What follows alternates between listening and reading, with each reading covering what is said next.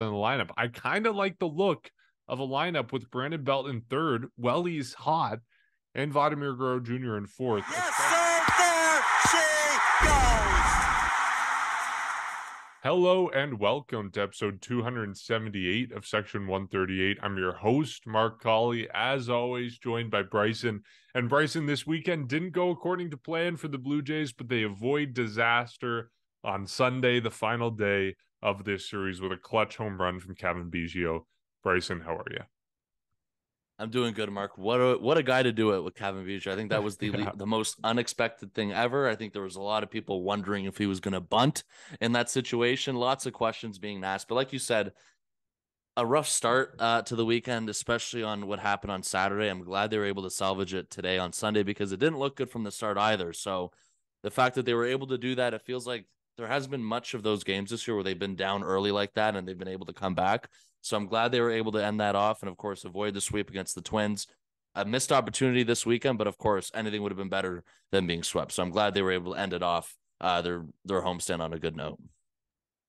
Yeah, we talk about the role that the Jays have been on ever since they had that series in Minnesota against the Twins about 2 weeks ago. And if they get swept by Minnesota heading into a tough road stretch against Baltimore, against Texas, against Miami, then you start to wonder if it's going to snowball in the other direction. But thankfully, at least for now, they put a little stopgap in. They stop the bleeding and hopefully get a little bit good momentum before they go on the road. Let's start with the good part of this series, I guess, which is the Cavan Biggio homer. It came out of nowhere for the Blue Jays. They were trailing 6-1 and they staged an improbable comeback. I don't know. Where was your head at? Like you said, some people wanted him to bunt. Were you in that position? Do you think he was, do you think he should have? I mean, it's hard to say in retrospect that he should have bunted, but like, were you rooting for it in the moment? I wouldn't have been surprised. For me, it's just the fact of course, the risk of the double play and everything like that. And it's felt like for majority of this year, and this is something that we've been talking about, even on their recent stretch, offensively, it still hasn't exactly clicked, if you know what I mean. It feels like there's just been a lot of stuff that is still missing. So just the way this entire season's gone like that, and just it feels like there hasn't been enough games, of course, besides today, after what happened with Cavan Biggio. But besides that, there hasn't been a lot of those big innings from this team. It's felt like there's been a lot of 3-2 games lately, a lot of close one, tie games late in the games and 1-run games and everything like that. So we haven't seen enough of it yet this year. We're all hoping it eventually comes, but that's been the one thing that's still missing from this team is the consistency and just having those big moments. I mentioned it off the top. Not a lot of situations this year where you've seen them be down that early or down big early and haven't exactly been able to rally back. Usually it's just been game over from the start, and they were able to chip away. That's what they did today. And of course, they came back around the fifth inning is when they did most of their damage to come within just distance of the Twins. And then, of course, what happened in the eighth inning with Cavan Biggio was huge for them to salvage the series once again. So because of the fact that it just hasn't been consistent from this offense, questions, I think there was probably divided. I mean, I'm sure there were some people that are completely against the bunt for whatever reason it can be. I'm sure there were some people that were expecting him to bunt. I'm sure there were some people that had no faith in that at bat. And of course, beforehand too, Espinal was up. I don't know how much faith there was just with the bottom of the order going on at the bottom of the eighth inning. So I'm sure there was a lot of doubts, questions, and just not being clear in terms of what the plan was. But the most unexpected thing, of course, again, was that Cavan Biggio was able to do that. And I mean, we've talked about it as well. I guess we've all understood that it feels like he was starting to play better over the course, of the last month. And I mean, coming out today, it has to be one of the clutchest moments that he's had so far, in a Blue Jays uniform, in a major league uniform, because of course, we haven't seen that a lot from Biggio. He's had really good games in the past, but in terms of a clutch moment late in a game like that, I think that's got to be up there actually in terms of just big moments from like that late in the game. And of course, for this offense, once again, which has struggled to have those big moments a lot this year and just have it on a consistent basis. So it's something that they're still missing. And of course, on a day like today as well, where it was the other way around, when Kevin Gausman's usually pitching, he's usually the one carrying this team. And maybe not a lot of run support behind him and just a lot, a really tight game, but the Jays are able to win. That's usually been the story of the year so far when Kevin Gosman's been pitching. This year, or this, what happened today, it was a little bit of the opposite, where Kevin Gosman didn't have one of his best outings. And of course, mentioning, I guess, just his career numbers against the Twins. Unfortunately,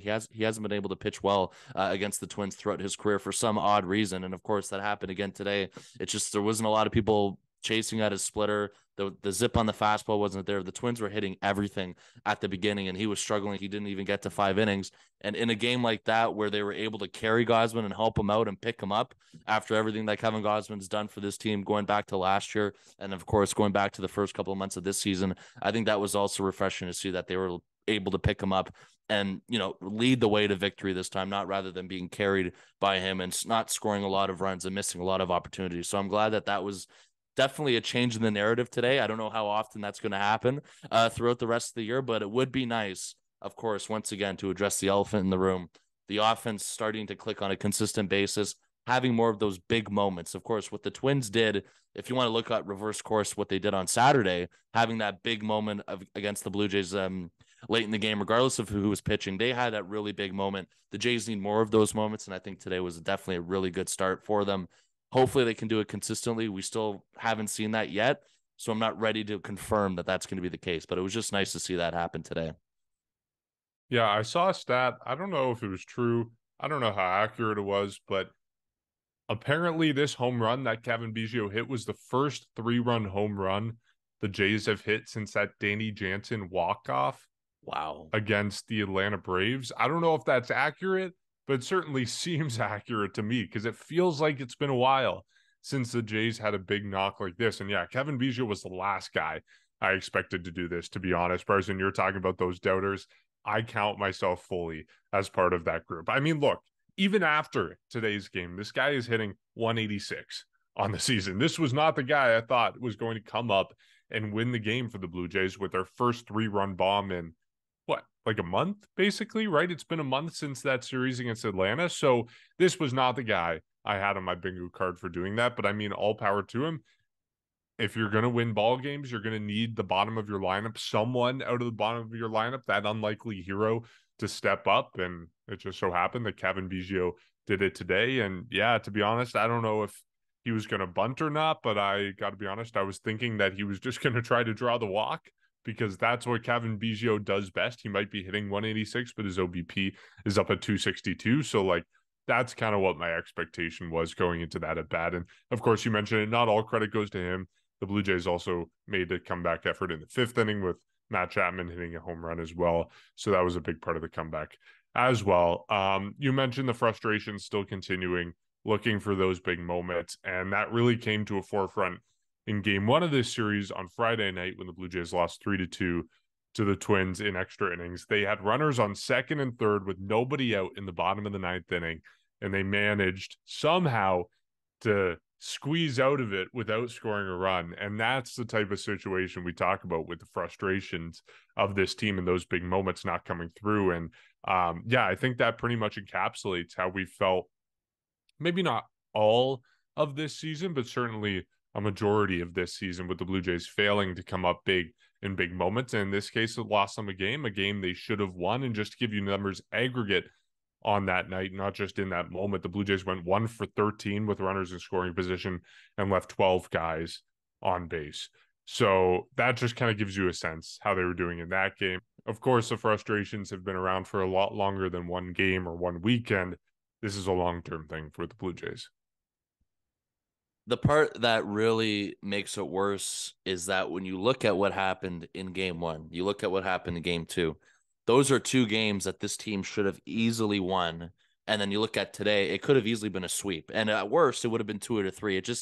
It felt like it really was there for them this weekend. And of course, we talked about the Twins coming into the series, just the entire AL Central, the Twins being one of those teams that are just hovering over 500. Aren't exactly playing their best games. And of course, in a stretch where the schedule has been very tough, you talked about it going back to that Atlanta series, we're still we're getting closer to the end of this stretch, but we're still in the middle of it still in terms of playing these good teams. Of course, coming up now, another huge 3 games in Baltimore. Of course, the Jays have a big series coming up with that. And, just taking advantage of these opportunities, though, this past weekend against a team that has been 500 throughout up to this point. You got to take advantage of those opportunities. You talked about the bottom of the ninth inning. I mean, it starts off with, I think it was Santiago Espinal hit by a pitch, George Springer doubles, and then of course there's the runners on second and third with nobody out. It starts off with a ground out from Kirk. Bo Bichette strikes out, and then after Vladimir Guerrero Jr. was intentionally walked, Brandon Belt lined out. So as much as Brandon Belt hit that ball hard, you got to go back to the previous at bats as well. And of course, if you want to count him, you have these opportunities and you got to bring them in. And especially when there's nobody out, there's no excuse for that to happen. And then once that does happen, once you slip away with these opportunities, it always comes back to bite this team in the what, and it just happens. That's in general. It happens with everybody when you don't take advantage of these key opportunities. And unfortunately, it backfires on you very quickly. You mentioned the runners in scoring position. It really did feel like that all night. I mean, it was just frustrating where just a common thing where I don't know if this team is missing, a bat or if they're just lacking power. Maybe you can make the argument they are so far. There's been some underperformance, of course, throughout majority of the lineup. It's been frustrating when they do these things, when they get on base. And again, this goes for the recent stretch that they had when they were still winning, because it still hasn't gone away, where they're getting on base. They're just not bringing in the amount of runs that they should be. And of course, they have been bringing in enough runs to win games over the last 10 days. It's not enough. And I think you also saw that this weekend, that it's very clear that it still is not enough. And just again, with the stretch of the schedule, you got to win as many games as you can win. You got to take advantage of these opportunities. And that was just the beginning of what happened on Friday night. And then if you want to look in comparison, again, the Twins taking advantage of what was presented to them on Saturday. You look at the difference between how quickly things can change when you take advantage of stuff, when you miss out on these opportunities. And then, of course, again, it ended off good today on the Sunday game. But I mean, Friday night was definitely, I don't know. I don't want to rank the games in terms of frustration. I think both of them were equally frustrating in their own way in terms of Friday and Saturday, but especially a way to open up this series, a way for them to a game that they should have won on Friday night for sure. It misses out on the opportunity that you could have had at worst 2 out of 3 this week. And of course, we're happy they came away with one today, but these are games that they should have won. And you got to take advantage of all these opportunities. And unfortunately, from Friday and Saturday, they did not do that. Let's talk a little bit more about Saturday and the bullpen day. Oh boy. What do you want to start with? What were you thinking? I don't know. Should we lead it off with Adam Cimber? Yeah, let's do it. Let's get with the worst part. You expressed a lot of frustration in our group chat about Adam Cimber. I mean, how could you not? He gives up grand slam. It's 6 total runs that were charged to him, I think, at the end of the day, in a game that the Blue Jays could have, should have, maybe would have won if Adam Cimber doesn't pitch like that. I don't know. You started off. You're the one who wanted to talk about Cimber.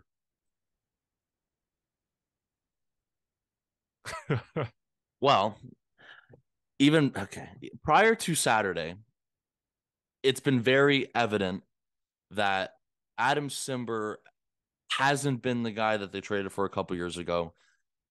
Shouldn't be pitching in higher leverage situations. I get it. Saturday, there were people that were unavailable in terms of why this was all happened. Of course, Eric Swanson, they mentioned it the night before that he's been pitching a ton. It was probably over the last 5 games. So he was unavailable.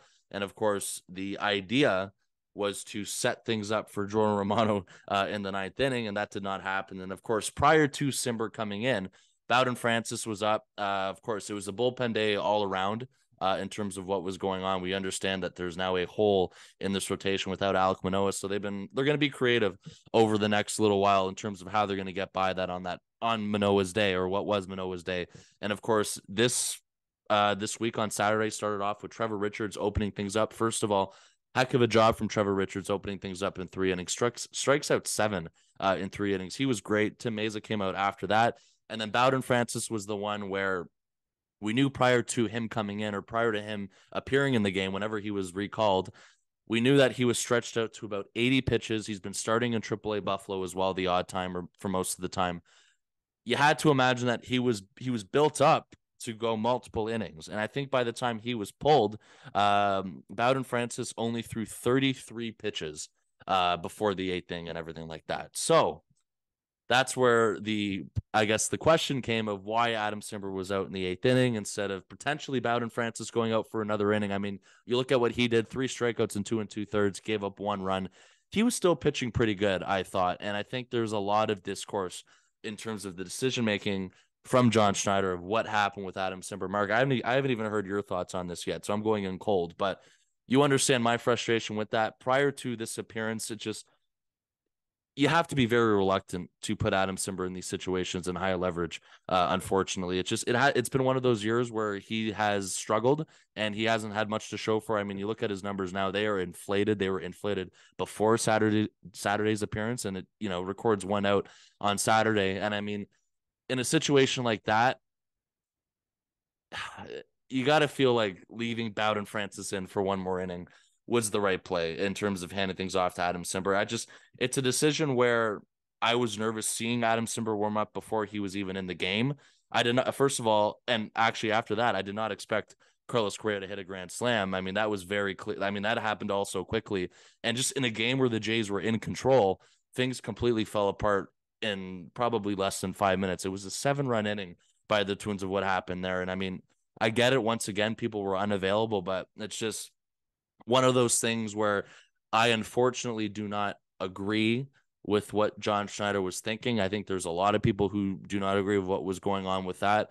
But again, it's a tough situation because of the bullpen, not everybody being available. It's not an ideal world. And of course, it was on a day as well where it was an opener with Trevor Richards and you were burning through a lot of your bullpen throughout the day. It's just, for me, if Bowden Francis was built up for 80 pitches and he was pitching well prior to him being pulled from the game, it's just, for me, it was a very bold decision to take him out in favor of Adam Cimber. That's just where my stance was. It's just been that year for Adam Cimber where it's hard to trust him. Even in games prior to this one on Saturday, it's kind of been the same result in terms of him doing that. And prior to that, he's also been pitching in lower leverage situations. The Jays have adjusted to that in terms of not pitching him later in games like they probably did a couple years ago. So that's why it's definitely one that stings, and it just adds on to the disappointment from the first couple of days this weekend. Just missed opportunities, and especially in a game on Saturday where you were leading and you were in control. That's another game that they should have had, unfortunately.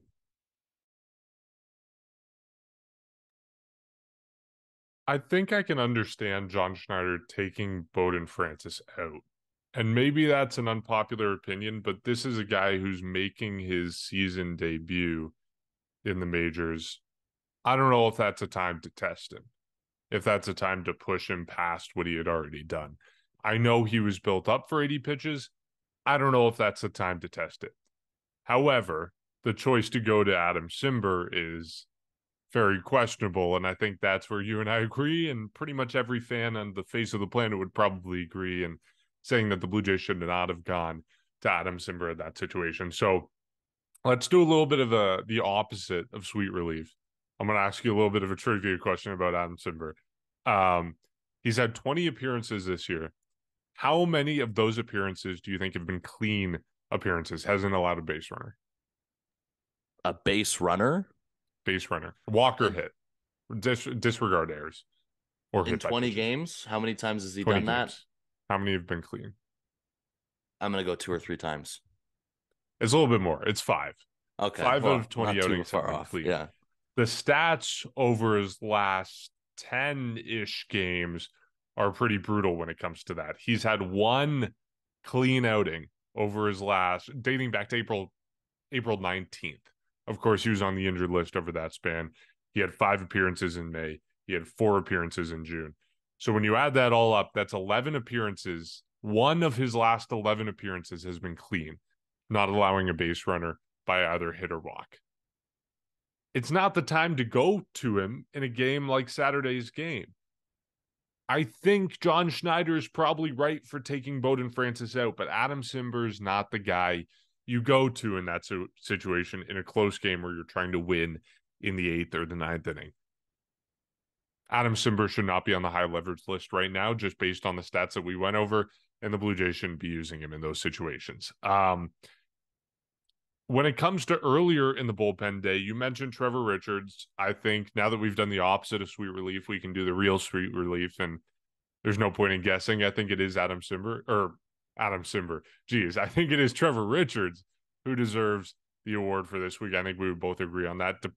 Regardless of the result of the game, coming in a situation where the Blue Jays desperately need a strong outing out of an opener, starter, or whatever you want to call it. He comes in. We talked about it. 3 innings, 1 hit, 1 walk, 7 strikeouts. 7 of the 9 outs he got come via the strikeout. Really, really impressive stuff from Trevor Richards. And then I guess the question I want to ask you, moving forward, the Blue Jays still have a spot in the rotation to fill. Questions are infinite about how they can fill that. After what Trevor Richards did in 3 innings against the Minnesota Twins, should the Blue Jays continue to stretch him out and have him kind of take on that 5th spot in the rotation? Maybe we're not talking a full start. Maybe we're talking push it to like 4 innings and then give 5 innings to the bullpen. Based on the way he pitches, I think he deserves that chance.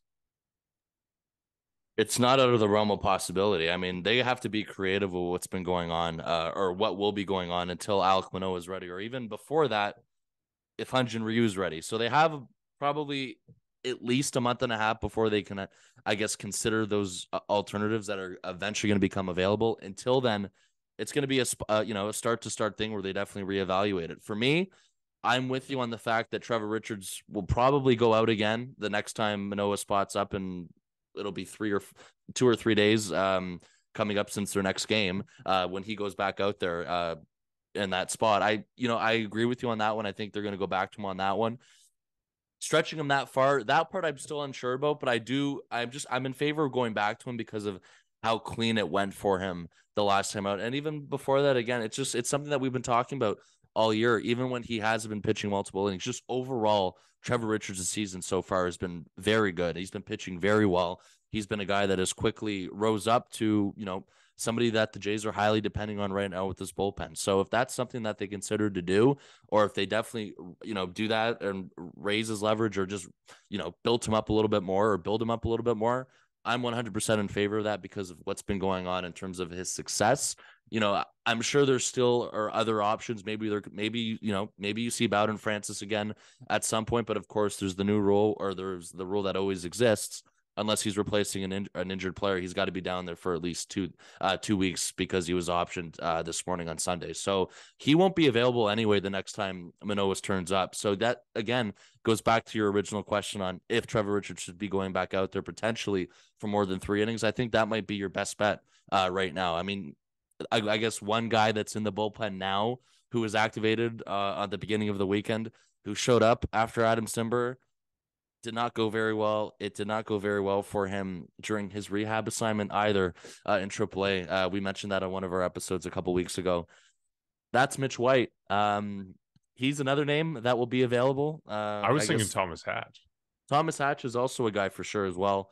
Mitch White's there. So there's a couple guys that are available in that swing role. But in terms of starting things out, for me, yeah, it's got to be Trevor Richards for the top of the order, or whatever it is or that's going to be for 2, 3, maybe 4 innings, like you were talking about. Right now, it's their best option. I know you mentioned Thomas Hatch. I just have bad memories of what happened last year in that doubleheader on Canada Day, whatever happened, and years prior to that. But he's going to be a name that's definitely going to be relied on at some point. Him and Mitch White will be. But to start things off, I'm with you on that it should be Trevor Richards. That's their best option going forward right now, especially for the next time through the rotation. It might be the time after that as well. The next 2 times throughout the rotation, you're going to have to probably do that anyway. So Trevor Richards is definitely the leader for that. I'm with you on that. Who would have thought at the start of the season that we would be talking about Trevor Richards taking a spot in the rotation and replacing Alek Manoah, and we'd be happy about it? Like, who would have predicted that? It's pretty crazy. Yeah. Lots of twists and turns in this season already. It is. What part's more of a bigger surprise, the Manoah part or the Richards part? I think probably the Richards part. Yeah, to be honest, both are pretty significant. Both are pretty shocking, but Richards was not on my bingo card at all. We are 67 games into the season, and on the list of wacky and wild things we didn't predict happening this year, one big one, is Vladimir Guerrero Jr. not hitting a single home run at home over the course of the season so far. 67 games in, and he still hasn't hit a homer. at the Rogers Center. I think it's interesting, especially this weekend, because we saw him moving around the lineup a little bit for the first time this year. He slid up on Friday to the 2-hole when George Springer was out. On Saturday, he moved down to the 4th spot in the lineup, the cleanup spot, to make way for Brandon Belt, who was hitting 3rd. And then, of course, in the series finale on Sunday, he went back to his normal spot at 3rd in the lineup. Bryson, I'm curious whether you think there is more of a long-term suitability for him in a different spot in the lineup. I kind of like the look of a lineup with Brandon Belt in 3rd, Welly's hot, and Vladimir Guerrero Jr. in 4th, especially, I know Brandon Belt is injured right now. He's day-to-day, and that's obviously a concern, especially with how hot he was hitting. But if he's that hot and Vladdy isn't, maybe try moving him. Try something to get him going in the lineup. I don't know if you agree with that, but that's kind of where I stand right now. We're 67 games in the season. He hasn't hit a home run at home. Certainly hasn't been terrible this year, but he certainly hasn't been great either. Why not try something? Yeah, I mean, I'm also thinking just long term at the end of the year. This is going to be 2 straight years for me now where it looks like I have just completely missed the prediction of Vladimir Guerrero Jr. over under home runs. Like it's going to happen again this year. As much as I kind of took it back a notch this year, but it's still not going to be close, unfortunately, unless there's some remarkable run he goes on. It's so weird how he hasn't been able to hit a home run yet at home. And I guess the next game that they're going to play at home is going to be closer to the end of June. So we're going to, and you talked about it, 60s, tons of games that they've played so far, and it just hasn't happened yet. So I'm with you on that, where I actually embraced the change they did this weekend. I would have liked to see if Brandon Belt, of course, was healthy, and if he played today, I would have assumed he would have played today if he was healthy.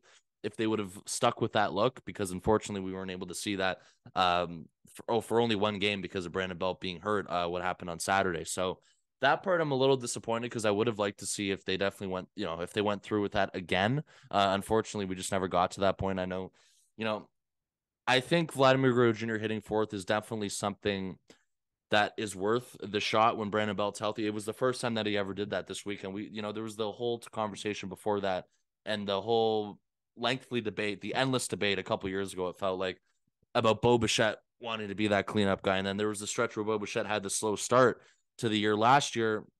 They moved him down right away after that. It didn't really seem to work until September, but in September, Bo Bichette was back to hitting 2nd. So, and of course, the way he's been playing this year as well, you don't want to touch Bo Bichette in terms of the run that he's been on. So that's off limits in terms of any sort of suggestion on that. And it's kind of shifted towards Vladimir Guerrero Jr. because of that now, where there's the question, it might not necessarily make a difference or a huge difference, but why not give it a shot of dropping him one spot in the lineup and hit him clean up? Because, of course, Brandon Belt playing the way he's been playing has allowed them to be or get this opportunity. Of course, there probably wouldn't be any other suggestion in this lineup where I can envision some sort of swap like that. I mean, I get it. Dalton Varsho is the other lefty in this lineup, but we've known that he hasn't exactly gotten off to the greatest start. He's been completely up and down the lineup. He was that day Vladimir Guerrero Jr. was hitting cleanup. He was hitting 8th. So he's been up and down, and he's kind of feels like he's been playing closer to the bottom of the order recently. But of course, there's also some times where he's back up to hitting 4th or 5th. And of course, it's been more that he's been hitting 5th. So because of Belt playing well, I'm fine with it.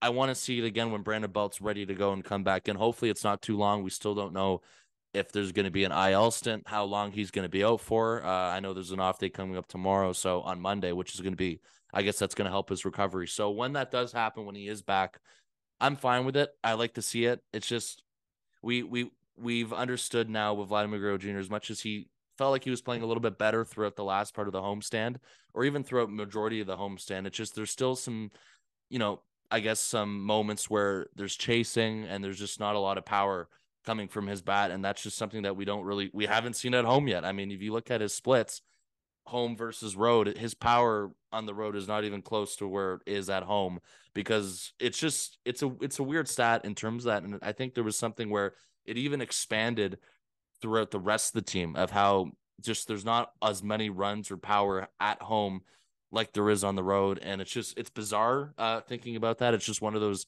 odd baseball stats where there's not really an explanation behind it. But with Vladimir Guerrero Jr., again, getting more hits over the last couple weeks. There's still a lot of chasing. He's walking though again, so he's still working through a lot of stuff. It feels like, but we're still missing the part where the 2021 home run that he was on in terms of the power. So perhaps him hitting fourth is maybe it's more comfortable for him. Again, he hasn't done that at all throughout his entire career. On Saturday was the first time he ever did that. So when Brandon Belt's back, I'd like to see it happen just to change it up. It might not make a difference, but why not try it at this point and see if that can jumpstart him even further?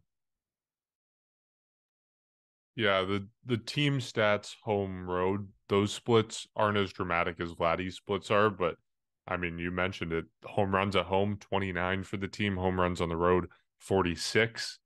The OPS actually isn't that different. It's 733 at home, 768 on the road, but that's hiding changes in the slugging where the Blue Jays are slugging 437 on the road and 399 at home. So yeah, it's been kind of a weird mix of power and not power at home. I don't know if that's something you can attribute to the renovations or if this is something that just needs to be fixed with the team. It's just kind of weird. Maybe it's bad luck. Maybe that's all it is. But yeah, Vladdy's home road splits are certainly a sight to behold as well. A 602 OPS at home and a 965 OPS on the road. Just wild, vastly different. If you look at the OPS plus or the S OPS plus, which is a split relative to the OPS of the rest of the league on that split, Vladdy's a 66 SOPS plus at home and then a 168 SOPS plus away. Like that's, I don't know how you explain that. It's ridiculous. There's no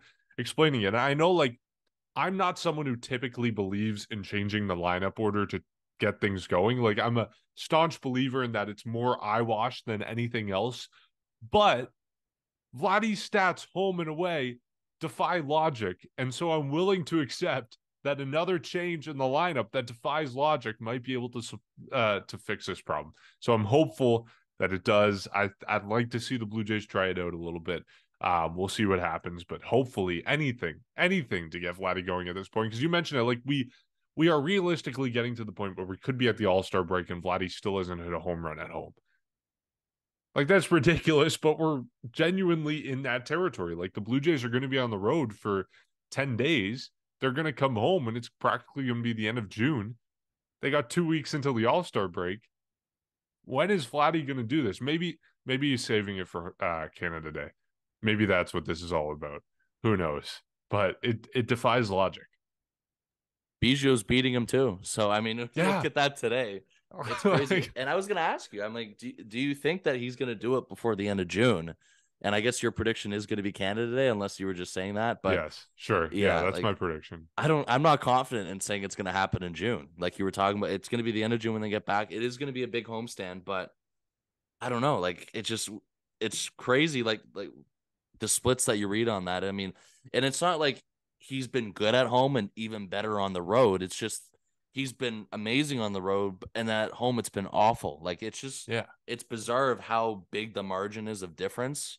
It's just, for me, it's hard to imagine. It's hard to explain. There was a lot of, and even throughout the rest of the team, it just feels like it hasn't made that much of a difference than we thought in terms of the renos, the walls coming in, or the dimensions coming in, the walls being higher. Like, for me, I really haven't noticed that much of a difference. And of course, that might be because the team hasn't been playing that, or, it's been playing better on the road than it is at home. But of course, you said splits aren't as dramatic, but it's just weird how that hasn't exactly it hasn't followed through like everyone was talking about in terms of how much of a difference it was going to make. And clearly for Vladdy, it hasn't made a difference because he hasn't gone deep yet. But for me, that's another thing where it just feels like those dimension talk and everything that everyone was talking about, it just hasn't made that much of a difference than we all imagined that it would have been throughout the winter. And it's not like he's just missing home runs either. Like, you look at his doubles. At home, he has 7 doubles. On the road, he has 7 doubles. So, like, it's not like these balls are just, like, barely not going out and then you can blame it on the dimensions. It's like he's just not hitting those balls. I don't know. It's indescribable. And just the one last thought I have on this. Talked about the SOPS plus at home and on the road. On the road, it's 168, which means he's 68 better than league average, 68% better than league average. You compare this to 2021 Vladdy, MVP Vladdy practically. His OPS plus in 2021 was 167. So basically on the road, he is 2021 Vladdy, and at home he's, I don't know, like Ryan Goins. Like, who do you want to choose to compare his offense? Like, I don't know. It baffles me. It's mind blowing, and no one has an answer, obviously, because he's still doing what he's doing. But I don't know. Makes no sense. We're hoping for the best. Hopefully, a lineup change can fix this once and for all. One black spot on the weekend we should mention is Anthony Bass. The Blue Jays DFA'd him after kind of 10 days of very weird public relations strategies from the Jays. Terrible timing as well with Pride Weekend and Pride Month in the city of Toronto. And I guess the one thing I'll say is, I wish this came sooner. I think the Blue Jays mismanaged this, and I think Anthony Bass clearly did not show remorse for what he did or an understanding of why what he did is so offensive to so many people. And I don't know. I just wish the Blue Jays handled it differently. I think it unnecessarily became a very painful week or 2 weeks for a lot of Blue Jay fans, and it really didn't need to be that. So it's kind of disappointing. The Blue Jays managed it that way. As much as we have fun with the stuff that goes on the field, I'm a bit disappointed in the team for managing it that way. But yeah, I figured we should mention that before we end the podcast. Yeah, 100%. It's been, it's been talked about a lot over the last week of what's been going on in terms of the entire story of what Anthony Bass shared online. Then after deleting it, he shared it again. And then recently, I think it was probably one of his last interviews before the decision, he doubled down on everything he's, I guess his reasoning for it at the time. It just, yeah, like you were talking about, bizarre in terms of, I guess, how it was handled.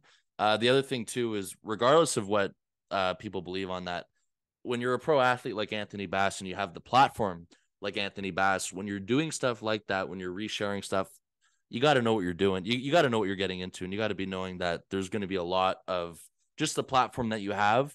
It's going to be pretty huge of, a decision like what he decided to do and what he decided to share on his story. So the fact that he, I don't know how much thinking went behind that whole thing, but the fact that he knew what he was doing by sharing it publicly, for me, that's where, that's the part that baffles me the most, that he was unable to, I guess, process that or kind of understand what he was doing from that. And of course, like you said, the Jays made the decision to DFA him.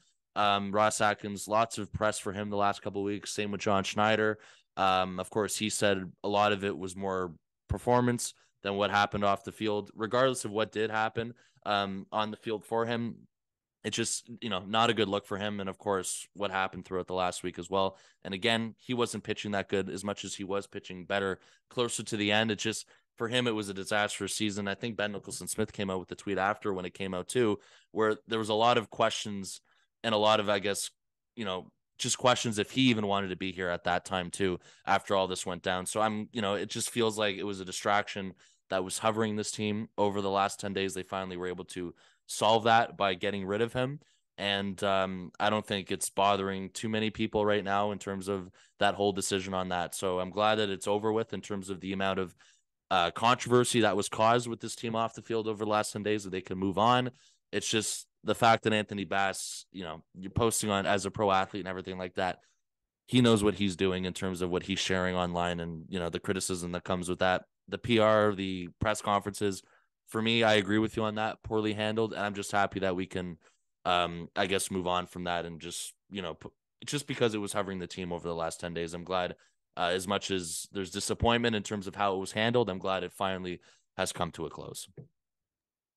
Yeah, the other thing I'll say on this is just that, I don't know, calling it a baseball decision is a little bit insulting as well. I think, I don't know if there's players union, CBA stuff that the Jays got to steer clear of, and they have to publicly justify it by calling it a baseball decision. But it may seem vindicating for him to be DFA'd after 10 days and to have him go down with all this going on. But at the same time, if the Jays are just calling it a baseball decision, it seems like they don't really understand why people were so upset with this post and why it's so disgusting to so many fans, including myself. So anyways, just yeah, kind of a black spot on the weekend and the last 2 weeks for Jays fans. But let's end this podcast on something hopefully a little bit more positive in a series against the Baltimore Orioles. The Orioles are hot right now. They've won 4 in a row.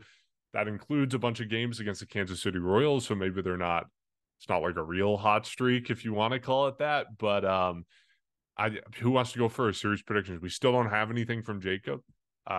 So I mean, Bryson, do you want to start? I think I've made my decision. So regardless of what you say, here, I'll go first because I've already decided. There's no announced starters as far as I know for Baltimore for this week, which is kind of strange, but they've got Chris Bassett, Jose Barrios, Yusei Kikuchi on the mound for the Blue Jays. It's tough when we don't know who's starting for Baltimore, but I think the Blue Jays win the Bassett game. And then just based on how they've been hitting and how the Orioles have been playing lately, I think they lose Wednesday and Thursday, and they come away with 1 out of 3. So a little bit pessimistic, but that's where I'm at. And I don't like that. After the last time this happened against the Orioles, we all know the state of the team it was during that time. But I mean, I was able to get the probables. So maybe, I mean, I'll give you the chance to change if you want to. It's going to be, so Bassett versus Dean Kramer, Jose Barrios versus Kyle Bradish. And then it's going to be Yusei Kikuchi against Tyler Wells on the finale on Thursday afternoon. Okay. So Kramer's been the best out of those 3, right? Wells has, in terms of numbers, Kramer and Bradish have ERAs in the 4s. Oh, okay. Yeah. But for me, like, I'm with you, first of all, in game 1 with Bassett and Kramer. It's just, this is the story with the Orioles, is that you need to get to their starters because their bullpen is fantastic in terms of what they have late on in games and their closer with Felix Bautista. So if they can score early on these starters, I think they're going to be in a much better spot than what they were against them a couple weeks ago. For me, again, with the series predictions, I'm going to say they win Tuesday and Wednesday, and I think they lose Thursday. I'm confident with Bassett going out there. Barrios, again, has been pitching well. And it's just going to be a matter of if the Jays can get to Kramer, Bradish, and Wells early enough, and if they can score multiple runs, hopefully it's not just one run, because it's not exactly ideal with what they've been doing, but it's been enough. I don't know how long they can sustain it for because the Orioles are very good. And again, they're chasing the Orioles in the AL East standings and just overall. So they really need this series after what happened a couple of weeks ago. They got to make up the games, the whole tiebreaker stuff. It's very important that this series coming up again because of what happened last time. I will say 2 out of 3. I'll be more optimistic than you. I hope that's the case in terms of the worst case scenario. So we will see. But I'm going to go Tuesday, Wednesday, they win. Thursday, they lose. Okay, I like the optimism. Jacob, who knows what he thinks because he didn't pick up the phone. He hasn't responded to our messages, so we'll log that in the spreadsheet once we get it. Just to update everyone on where the standings lie.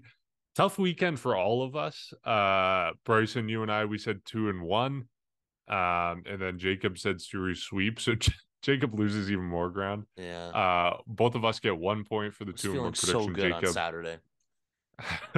I felt like it was going to be a perfect weekend. I did. Yeah. And you said it on Friday night too. You were worried. I was really worried that you were going to have a perfect weekend. Yeah. But yeah. Oh, well. Man, I was like, how do you keep doing it? Anyways, it didn't work out. So we ended up, we just heard from Jacob, lose the Bassett game and win the other 2. Perhaps there's more coming, but. Unless he means lose Bassett and lose something else.